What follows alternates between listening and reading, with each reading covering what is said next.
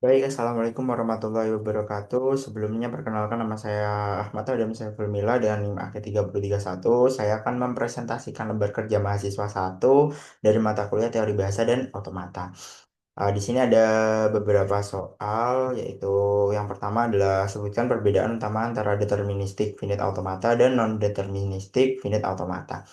Yaitu perbedaan utamanya antara DFA dan NFA. Yang pertama DFA itu dari jumlah transisinya, yaitu DFA dari satu state dan satu simbol input itu hanya ada satu transisi yang mungkin.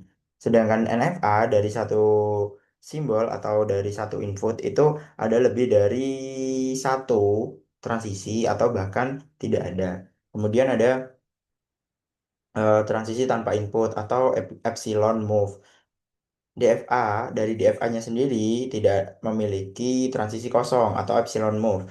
Kemudian kalau dari NFA itu dapat memiliki transisi kosong yang artinya bisa berpindah state tanpa membaca simbol. Kemudian ada determinisme, yaitu dari DFA sendiri sifatnya adalah deterministik sehingga alur jalannya pasti untuk setiap input. Sedangkan untuk NFA sifatnya adalah non-deterministik, bisa menulis beberapa kemungkinan jalur untuk suatu input. Kemudian ada soal nomor 2, yaitu membuat studi kasus sebuah mesin penjual otomatis. Kemudian adalah gambarkan otomatanya, tentukan state awal, state akhir, serta fungsi transisinya.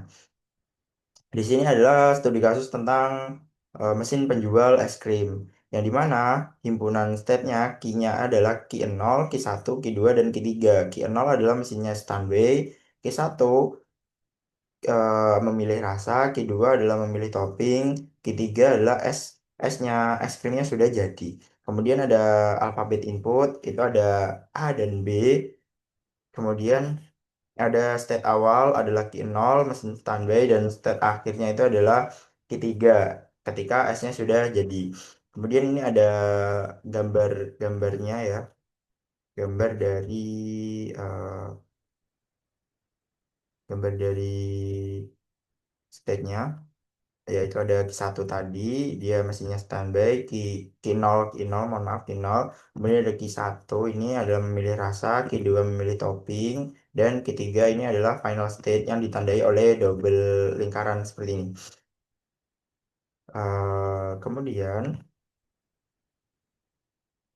nah di sini ada tabel untuk state A dan state B.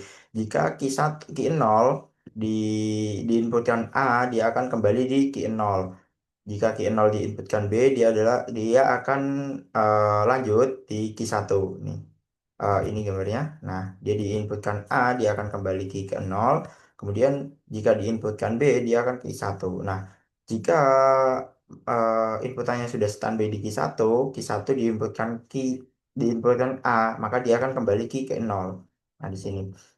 Jika key 1 diinputkan B, dia akan lanjut ke key 2. Dia akan memilih topping. Nah, ini. Kemudian jika apa untuk mesinnya sudah standby di key 2, jika diinputkan A, maka dia akan kembali lagi ke 0. Berarti pelanggannya tidak jadi membeli. Tapi jika dia ingin membeli, diinputkan B, dia akan final stage. Nah, di sini.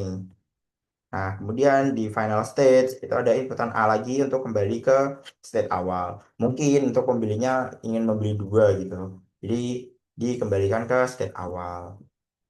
Jadi seperti itu. Nah, untuk penjelasan lanjutnya itu adalah terdapat mesin es krim yang mana bisa memilih topping dan rasa. Q0 merupakan state awal dan jika terdapat masukan A atau inputan A maka akan tetap standby. Nah, di sini akan tetap standby. Jika inputan B maka akan lanjut ke stage key 1. Ketika di key 1 inputan A maka dia akan kembali ke key 0 dan jika inputan B maka dia akan ke key 2. Nah, ketika di key 2 inputan A dia akan kembali ke key 0. Kemudian jika inputannya B maka dia akan ke final stage. Nah, ini. Kemudian ada soal yang terakhir. Soal terakhir tadi sebentar. Soal terakhir tadi penyederhanaan untuk finite state automata. Nah, di sini ada studi kasus tentang automata yang mengenai bilangan biner habis dibagi dua, yang artinya itu bilangan binernya diakhiri dengan angka nol. Kemudian himpunan state-nya itu ada Ki, Ki 0 yaitu angka genap, Ki 1 angka ganjil, dan Ki 2 itu di sini akan disederhanakan. Jadi Ki 2 ini state tambahan untuk redundannya. Jadi untuk alfabet inputnya itu ada satu dan nol. Untuk set awalnya itu ada sebentar. Ada state awalnya itu ada S, Ki 0. Untuk state akhirnya itu ada Ki 0 dan Ki 2. Nah, awalnya kan Ki 2. Karena kenapa kok Ki 0? Ki 0 ada inputan untuk bilangan genap yang akhirnya 0 kan, yang nantinya akan dicari bilangan biner tersebut.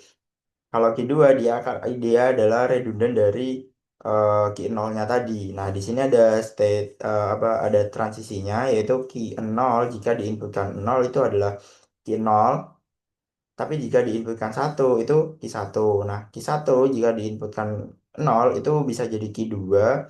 Nah, bisa kalau Q 1 diinputkan satu itu adalah Q 1. Kemudian Q 2 diinputkan nol, dia adalah Q 0. Q 2 diinputkan satu adalah Q 1. Nah, di sini ada persamaan nih untuk Q 2 dan Q 1.